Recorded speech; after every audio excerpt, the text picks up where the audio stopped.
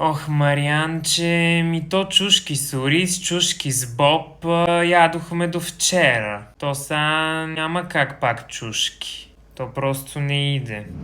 Мале, Бориславе! Задръж малко. Бориславе, не пипай там, бе! Ма това е за довечера, остави баницата! Ма тая баница е за гостите с късмети, остави ти казах. Няма да пипаш бисквитите.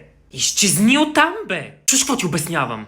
Говоря с жената по телефона. Остави тавата с баницата. Питах ли те дали си гладен преди малко? Не. Служи си сега зърнена закуска. Няма да готвя по цял ден тука и претенции само.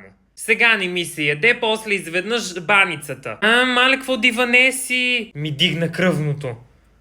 Ох, чакай, че той е моя Борислав. Абе, какво остави го? Той абсолютна несъобразителност и безхаберие. Изпили ми нервите от сутринта.